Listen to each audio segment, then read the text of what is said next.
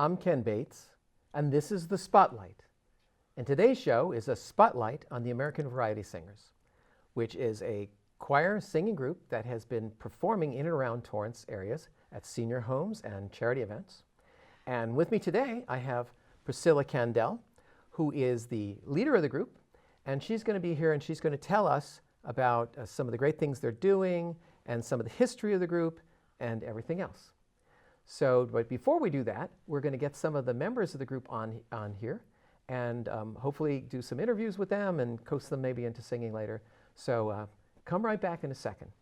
I'm here with several members of the American Variety Singers, and I'm here with the leader, Priscilla Kandel, Tina Clark, Jason Sasaki, Karen Bredding. And we're going to get them back a little later in the program, and they're going to do some interviews and hopefully some singing if they grace us with that. But for now, we're going to get them off, and we're going to proceed with some interviews of Priscilla, and she's going to tell us some about the history and the beginnings of the American Variety Singers. So look forward to more. The Origins Choir. But right now, I'm very interested in what kind of music does the choir do? What kind of music do you do? Oh, we sing everything. We sing pop, rock, Broadway. Oh, we do all kinds of holiday music. Some of our singers even can sing rap. But I like to structure the programs to the type of event and the time of the year. And for example, if we're going to sing for a group of seniors, I like to get the songs that they're familiar with, and then I do some games where it helps jog their memory or gets them involved, moving back and forth to the music. Well, that's pretty neat. I'm sure they appreciate that and get really involved. Yes, they do. Okay. Well, what kind of events have you been to? What kind of places do you sing at? Well, we still do Knott's Berry Farm occasionally. We still do senior events. We're always at the Tree Festival every year. And then, of course, That's the Torrance Tree Festival. That's right, the Torrance Tree Festival. Been doing that since the group began, maybe 40 years ago. And then, of course, we like to do things that help fundraisers. And fundraising-wise, we have helped raise money for Toys for Tots, cancer research, children's charities. So I'm hearing you do a lot of celebrity events, and I know that you're a nonprofit, so Yes, that we're you're nonprofit. really helping out the community. Yes, so we do. That is great. Yes. It sounds like the American Variety Singers is doing a lot of good, a lot of charity events and stuff, but I'm really interested in finding out, how did they get started decades ago? It's been going for decades, I hear, Yes. and I really am interested in how that got started. Well, when I first moved to Torrance, I had just graduated from UCLA with a major in music. So I immediately came to Torrance and started teaching piano and voice. And then I did some preschool classes. As those kids were getting bigger, I formed a little choir, and they loved to sing the songs. As my son was getting to be a very good singer, I came upon a wonderful boys' chorus in Orange County. And I had him try out for that, and he got in. And I began to see what great things this boys' chorus was doing. They were harmonizing and training their voices, touring and doing wonderful performances everywhere. Well, I had a daughter, and there were no groups like this for girls. Oh, that's a shame. Right. So I decided I would start a group for girls. And we started harmonizing and training. Little by little, there were some boys that wanted to join the group, so we became a co-ed group. As our harmonies got better and better, we started performing for local events and local groups. We got even better. So we said, let's try and go to some theme parks. Yes, I heard that you've gone to some theme parks, and I heard like Disneyland, Knott's. So tell us more about that. Well, Disneyland was very, very particular. You had to have matching outfits right down to the tip of your shoes.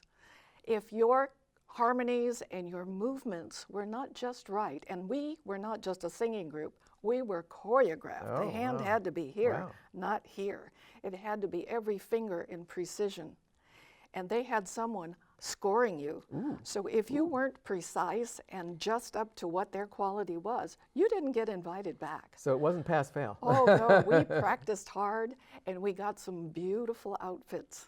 Well, once we got invited back, we knew we could go to other theme parks. So we went to Six Flags, Marineland when it was still here.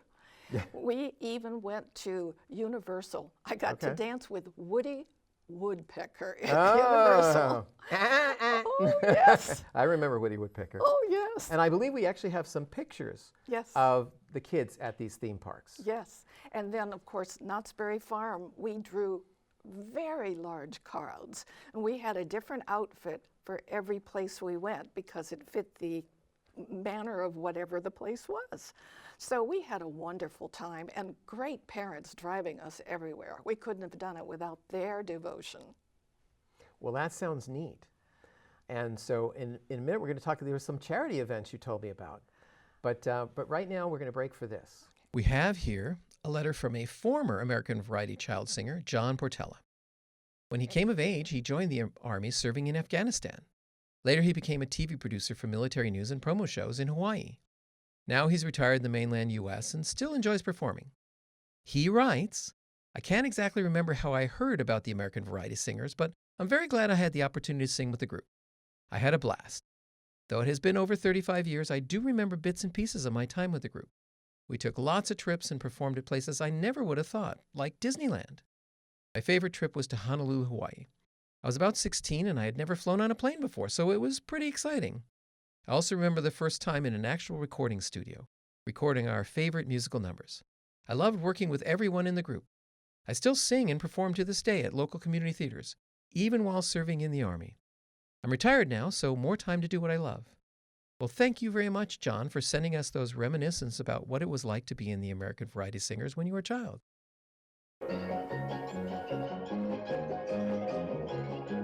Hi, I'm Priscilla Kandel, Director of the American Variety Singers. The American Variety Singers have entertained audiences around the world for more than 40 years. We do solos,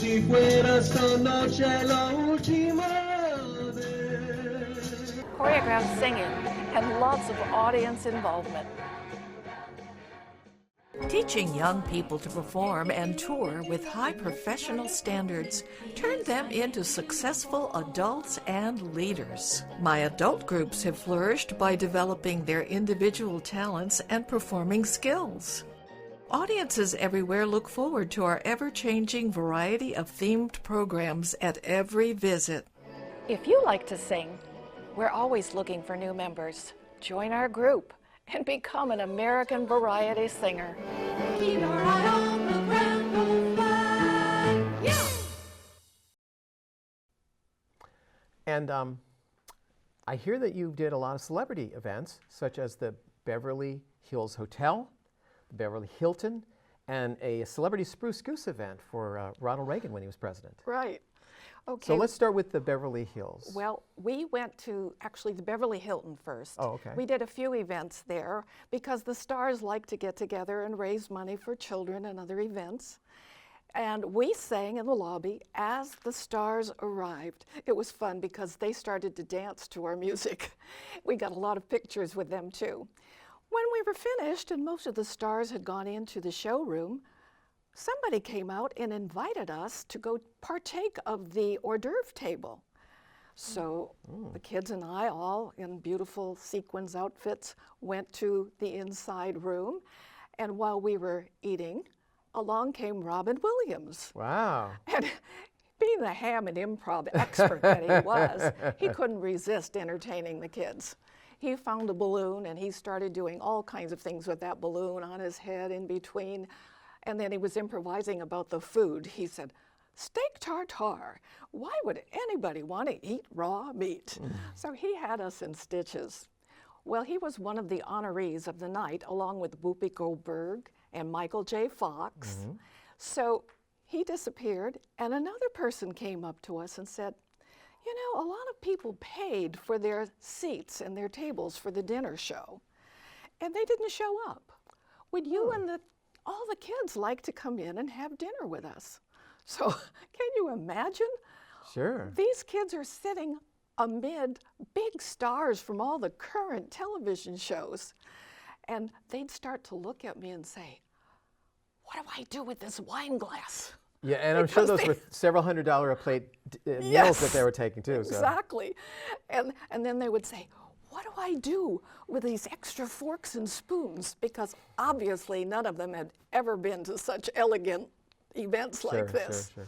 So I was whispering, put your napkin on your lap. So I wasn't just teaching them music, Okay. I was teaching them etiquette. So Okay. we became quite a family. I mean, there were some events where I was even cutting one of the boys' hair before the performance because he didn't have time to get a haircut at one of the big hotels.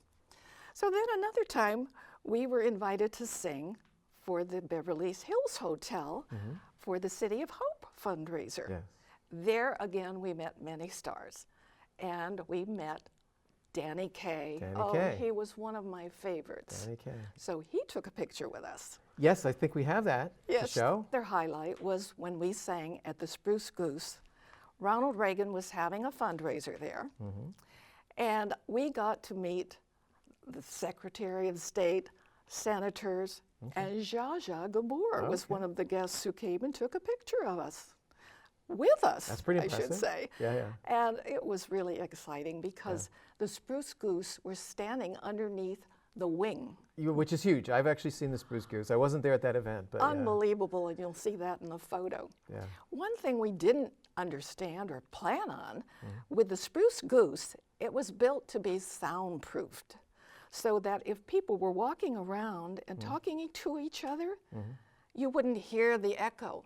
Oh, that was the dome, yes. So here we were with our sound system and our microphones, and one of my sons was taking care of all of the amplification system. We're singing our hearts out, and the sound is going nowhere. It's going dead. Okay. But there was nothing we could do. So we sang our hearts out, and we had a wonderful time and wonderful memories.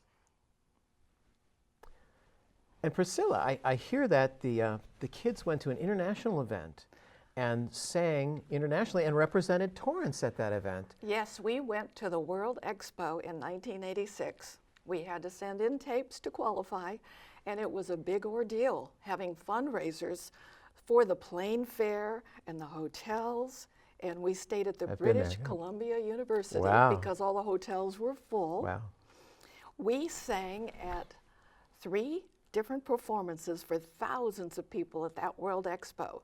And it was so exciting because we represented Torrance at the expo, and Katie Geisert at a city council meeting gave us all pins to represent She was the mayor Torrance. back there, right? She was the mayor at the time. And the city council had us sing for them. And at the expo, there were so many people. It was wonderful meeting people from around the world. How neat, how neat. And I hear the kids performed with the Joffrey Ballet, but I hear there's an interesting story behind that. Definitely. When I first started with the group, we had a small group of girls, and we would take our straw hat for the American look, go down to the music center, put the hat on the ground, and sing. And they were choreographed and swinging back and forth, and all of the people who were going to the shows would come by, like what they heard, and put dollar bills in the hat. Well, we were so thrilled, I'd take the kids out for pizza with that money, and we just went for the experience, not so much for the money, but it was fun. I'm sure the kids liked the pizza. Oh, yes. And the people often said that they were better or as good as what was inside that they'd paid a ticket for. Well, many years later, I had another group of kids, and they got so good, we were actually invited to sing inside the music center with the Joffrey Ballet in the orchestra pit. And it was the most wonderful experience. We'd get into the orchestra pit and hear the violinists and the cellists going tap, tap, tap, tap on their music stands. And I said, what's all that about? And they said, they're applauding the kids. Oh, yes, yes, yes. yes. And then at the end of the segment that they sang in the snow scene for the Nutcracker with a big, beautiful sound, it was so clear and so pristine with these young voices. They got to go on stage and take a bow, and the audience started applauding and yelling, bravo, bravo. And the kids said, what's bravo mean? They were so innocent and sweet. Sure. But we got invited to go back and do 10 performances 2 years in a row. That was a wonderful experience for them. Well, neat.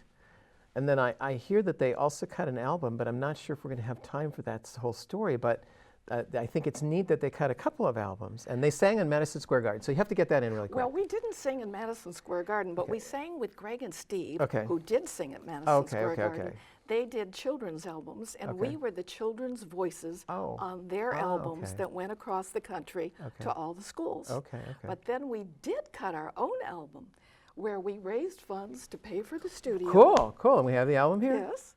We paid for the studio, and up to then, I was doing the arrangements to match the abilities of their voices, and I was doing the accompaniments on the piano. Okay.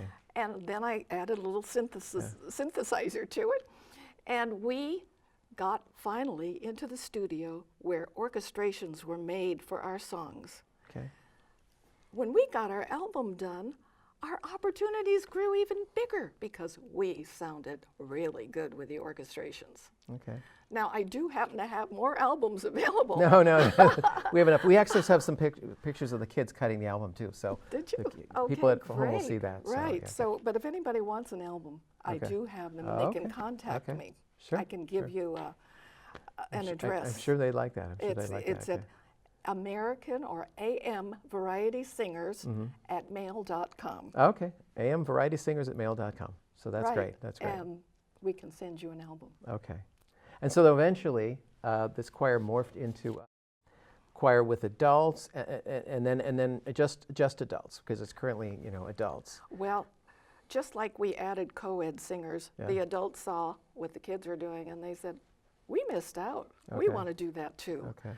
Little by little, we incorporated adults, and I did some combination programs with the kids and the adults singing at the same time, or taking turns. Okay. And eventually those kids grew up. Right. So they joined the adult group. Now we had a big break in time, and now we're mostly adults in the group, of which you're a part of. Yes, I haven't told you guys that yet, but I am a singer in Priscilla's American Variety Singers. You've asked me so many questions. Let me ask you a question. Okay. How did you get started singing? Oh, well, okay, a little embarrassing story. So in 4th grade, I had gotten a solo in a Christmas pageant, and it was a religious song, and I ended up singing, and I cracked on the high note. And it was so embarrassing to me at the time, being a soloist and cracking the high note, that I didn't sing again until junior high.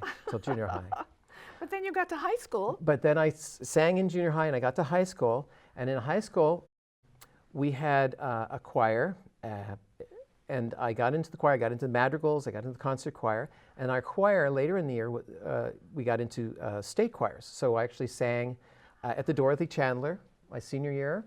I sang for several of well-known choral conductors, such as Charles Hurt, William Hall, Paul Salamanovich. Sorry, it's a tongue twister. And that's, a lot of people were impressed that I got to sing with them. I was just, a high school student. But in high school, our senior year, we coupled with another, so it was actually another high school, and we got to go to Europe. We raised funds like you did, and we sweated and sold brownies, and we actually raffled off a car. But you could do that then. And then we got to go to Switzerland for 3 weeks, and we sang over there. And there's an interesting story there. So one of them, there was an old gentleman, and he had died recently, and he was well loved in this small town, Giswil, Switzerland. And so they said we could come watch this outdoor funeral, but then they found out we had a requiem. We had a requiem in our repertoire, which is rare for a high school choir. Right. And I believe it's the Duraflay requiem, but we have a requiem. And so we sang it at the funeral, and they really, really loved that. That was difficult. I sang that in college. Oh, yeah. He was an organist, I think, Duraflay.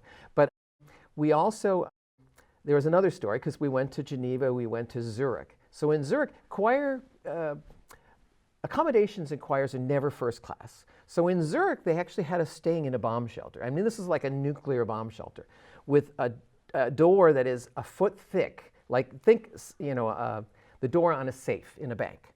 And so there was a day where we're all leaving this bomb shelter, and everybody was supposed to be out, and I yell everybody out, and I start to close the door, And then I hear, wait, wait, wait. And this little hand sticks like in the gap of the door. I'm thinking, no. And I'm trying to stop the door, but it's so much momentum. And I hear this, and unfortunately, I happen to crush the fingers to our piano player. Oh, no. And the sad part was he was very young, and his brother, he was actually in junior high, and his brother, who had just graduated high school, was going to go play at the San Diego Philharmonic or something. His brother got hit by a car the day before, and he played cello. So they did not have a good choir. And that's kind of embarrassing. I felt bad about that, but I mean, it's like, but so that's another. There are always so many wonderful memories when you're part of a choir, and I always enjoyed the fact that I could make memories happen for other people, and especially kids who came from homes that didn't have opportunities. And then just to, well, I got to sing several places around the world, so I'm really grateful for that. So that started off with the high school choir, and we sang overseas, and we came back, and so in college, I got to sing, and we went and sang at The Hague. We sang for the Eisteddfod in Wales. Llangollen, I remember them trying to teach me how to say that because it's an L-L-O-N-G, Llangollen, anyway. And then we sang at a lot of other places.